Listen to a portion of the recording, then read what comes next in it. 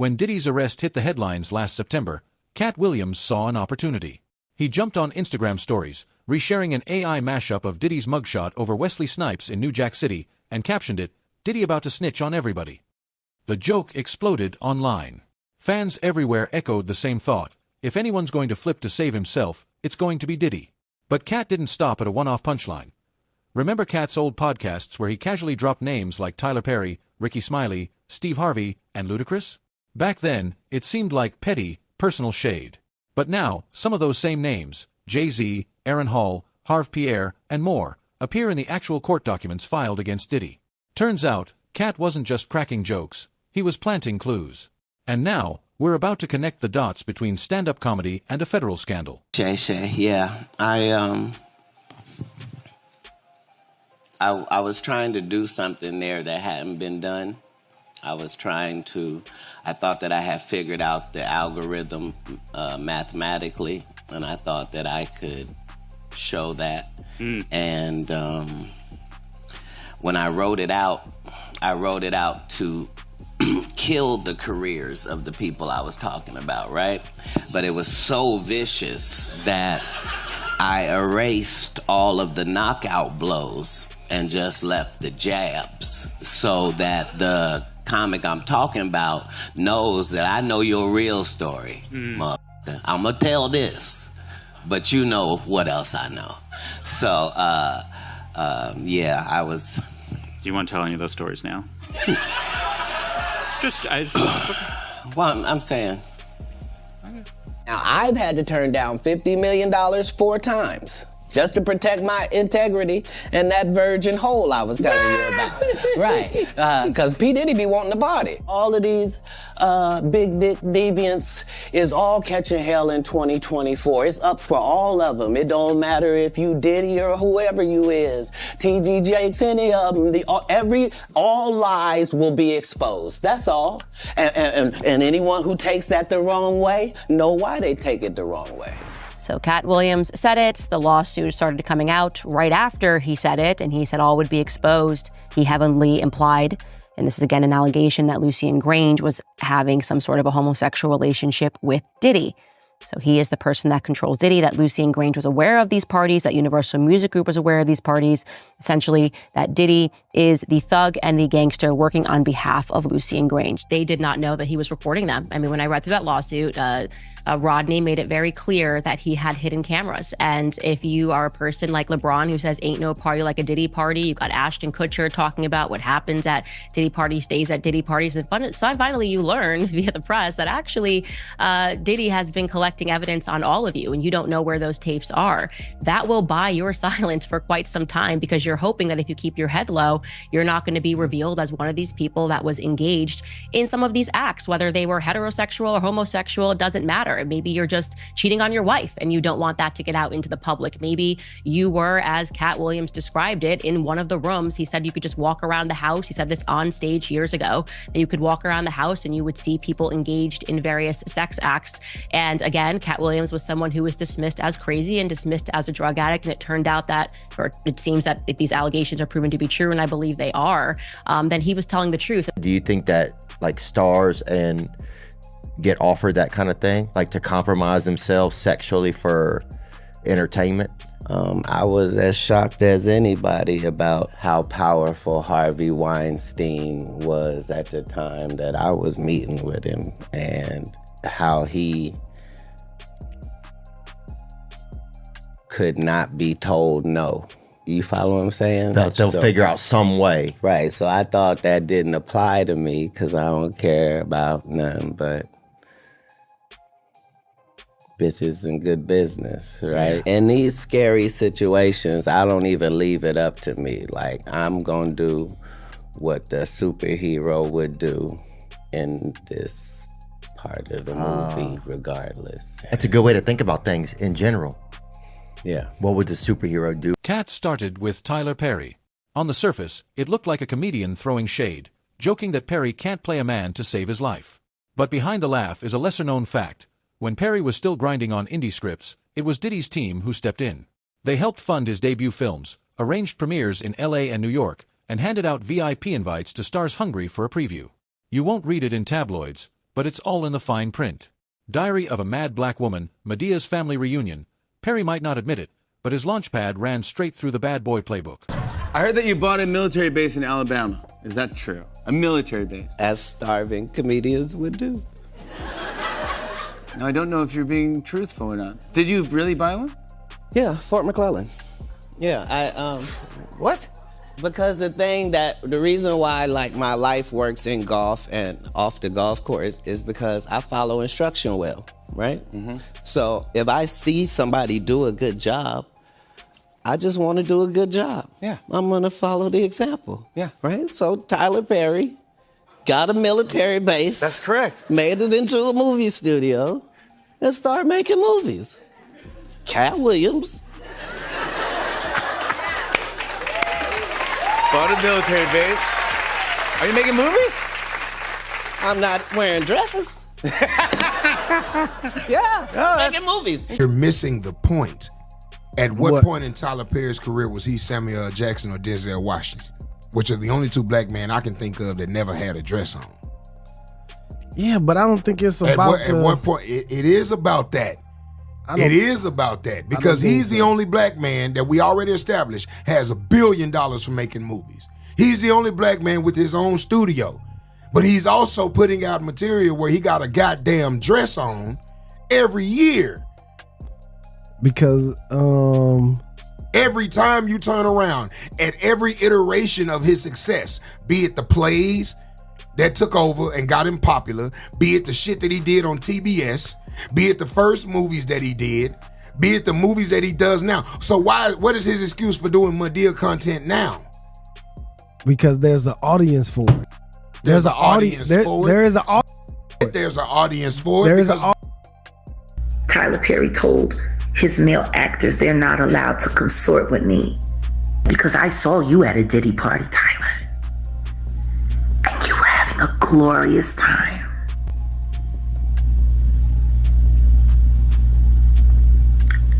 I spent a lot of time in Miami and I snuck around Star Island quite a bit. I know Christian isn't lying, but I need him to tell me what happened to my friends.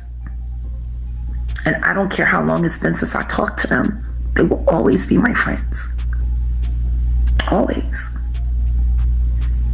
Tim and Durrett and Lamont Rucker were not the same after they went on camera with Tyler Perry.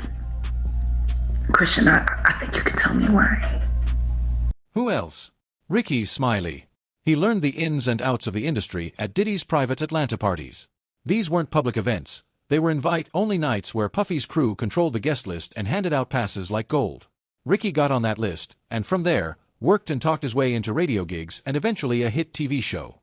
Katt joked that Smiley only shines in a dress, but the jab cuts deeper. It points to how Ricky's rise to stardom began behind closed doors at Big Boy HQ, long before he ever picked up a mic. Ricky Smiley, sit here and you said out that mouth, you stole Friday After Next, the one I was in. I wish all of America fumbled a bit when that happened. He told everybody, it should have been my role. Everybody on the scene. Why do you think no cast member has ever said anything? He couldn't have played that role like you. I thought he was... Sir, no one, why no, he was with KD? He beat up Terry Crews? Why nobody know this story? And Hollywood has never heard this in 100 years. He was so egregious, I put in my contract that I won't work with Ricky Smiley again unless he's in a dress. Now, what was Ricky Smiley's next movie? Was it First Sunday? Did he wear a dress in it? You bet he did. It's in my contract. That's why I can't let Ricky Smiley say he was supposed to play Money Mike, because I wrote the words for Money Mike. I put in my contract that I won't work with Ricky Smiley again unless he's in a dress. Now, what was Ricky Smiley's next movie? Was it First Sunday? Did he wear a dress in it? You bet he did. It's in my contract. Why would you put that in your contract, Katt? That's where he's a believable actor. Him and Tyler Perry can't play a man to save their life. They play good women, and I believe that the best actor should be in the best role. But when you reported a long time ago that Jamie, that he mysteriously got sick. Yeah, mysteriously. They were saying that allegedly it was Diddy. But how do you, But when you reported that back then, months ago, did you say, what was that in your reporting? Yeah, they were saying that Diddy, because Diddy and Jamie Foxx were good friends. And they broke up, they stopped being friends. And they and no, we're not doing though. No, I'm doing that. I'm telling what they said. Who was they? They that wait. They that wait on the Lord. They you put some mess out there. All right, y'all, we're gonna wrap up the house. I Googled you to see what are the questions that people are wanting to know. Is Ricky Smiley married? No. Have you ever been married? I was married. Oh, you were? I was married for 12 years. When? Man, I was married back Did in I know you? Back in the 90s. I think we probably had met and had been around each other, but my ex-wife, we are still close. She's a flight attendant for Delta. Oh, okay. And we was married, we was young, and I was married for 12 years. Wow. I had she's beautiful. And y'all broke up after 12 years because... Coming to you, I started doing comedy to you, and the streets started hitting. Oh, no! Steve Harvey and Cedric, the entertainer, aren't immune either. Katt accuses Steve of stealing an old TV concept of his, and claims Cedric lifted one of his best jokes 2 decades ago. Those barbs make for great headlines, but the real issue? Both men have shaken Puffy's hand at charity galas funded by Bad Boy. They've hosted events raising millions for education and youth outreach, and each time they thanked Diddy on stage, they solidified that partnership. Those smiles at black tie fundraisers offer a rare look into an influential network most viewers never see. Comedy Jam 25.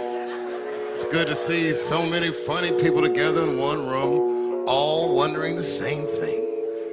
Is Katt Williams gonna show up? Shit, I'm nervous as hell right now. Oh, he's right there. There he is. I didn't know he was right there. I would not have said that if I had seen him. Yeah. Not used to quiet, introspective Katt Williams. No. But let me ask you this. When have you ever seen this many heavy hitters all together at the same time? Yeah. In the same room. Yeah. Right. All right, Jen is with me now to talk about another story making headlines today. Yeah, so this one is actually sparked by these pictures. That's 49-year-old P. Diddy with his hand on his girlfriend's belly. Now, that is 22-year-old Lori Harvey. They're in Cabo. She's, of course, talk show host Steve Harvey's stepdaughter. People are talking about maybe she could be pregnant. You know, he's rubbing her belly a little bit, but... She's put up some Instagrams, I think, that show some clues. Sushi, right? Sushi, a bad thing for pregnancy. It could go either way. But then also she posted this picture of green juice, which, you know, why would you want a flatter tummy if you really can't avoid it because you're carrying a child? Ooh, this is conflicting evidence. Okay. Lori was once actually linked to Diddy's son, Justin. Okay. Okay, so they were together and then engaged a couple years ago to a Dutch soccer player. She told Carissa Thompson about how he popped the question. We were in Malibu. I remember the Were you time. It was freaking out? 11:30. I thought it was a joke, and then he went in his pocket, and I started shaking. They split up later on that year. Lori and Sean were actually spotted with her dad, Steve, on a boat in Italy earlier on this summer. That's all. Well, then that's it. He's given the blessing. They're together. Def Comedy Jam 25. It's good to see so many funny people in one room, all wondering the same thing. Is Katt Williams going to show up? Expletive. I'm nervous as hell right now. Wait, he's right there? I didn't know. I wouldn't have said that if I had known. Katt's presence shifts the room. But the comedy isn't the only headline. Around the same time, a photo goes viral. 49-year-old Diddy rubbing the belly of 22-year-old Lori Harvey, Steve Harvey's stepdaughter, while vacationing in Cabo. People start speculating. Is she pregnant? Lori's Instagram hints both ways. One post shows sushi, not ideal for pregnancy. Another shows green juice and flat tummy goals. Conflicting signals. Oh, and remember, Lori was previously linked to Diddy's son, Justin. Before that, she was engaged to a Dutch soccer player, a proposal she once recounted during an interview in Malibu. That ended too. But when Lori and Diddy were spotted on a boat with Steve Harvey in Italy, that was all the confirmation fans needed. The blessing had been given. T even stretches into church walls. T.D. Jakes once preached at a gospel concert sponsored by Diddy's team. Those events had platinum seats, press walls, and influencers handpicked by Bad Boy's PR squad. Katt casually names Jakes as one of the deviant figures set to get called out. Sounds strange, but it highlights how Diddy's empire fused pop culture and faith under one twisted, calculated umbrella. So yeah, TD Jakes is on that list. On that list. And, you know, Katt Williams, I don't know if he's a Christian or not. I don't think he is. His mouth would say maybe he's maybe has faith, but he's bearing fruits of repentance. But that podcast got, what, well over millions and millions of views because he just blasted the industry. And basically the whole thing is your career's here. If we give you money and you join in on this debauchery, you join in on this sodomy, you join in on this pedophilia, you join in on these rituals, your career will go from here to here. And that's actually been seen if you look at a lot of different careers, including Taylor Swift's. She actually started rubbing shoulders with P. Diddy a long time ago, and then all of a sudden her career changed. Now, we also know that TD Jakes is allegedly also a power bottom. And he's a much older man. And they say he's very enthusiastic in his endeavors. What happens when he pops something loose? You know what I'm saying? It's funny because they're mentioning sex workers, but they're not mentioning women. They're mentioning men as sex workers. Yeah. Like is that a thing where like there's a website? I mean, what? It's just wild to hear like you mentioned the You normal. never heard of Grindr? I personally am not. That is what. Why don't nobody ever talk about the fact that TD Cakes has an account allegedly on Grindr? Kevin Hart gets his turn too, as the so-called industry plant. Katt says Hart's movie success, from Ride Along to Night School, only moved forward after passing through Diddy's circle. Look at the credits. You'll spot Puffy's venture arm in the mix. Sometimes it's on the soundtrack, other times in the executive producer slot. Even Kevin's stand-up specials landed on platforms with distribution deals tied to Bad Boy. These aren't coincidences. They reveal a clear path paved alongside Combs's empire. In exchange for what? Only Katt knows. Said he turned down $50 million 4 times. No, he didn't. To protect his integrity and his virgin hole. No, he didn't. He did that.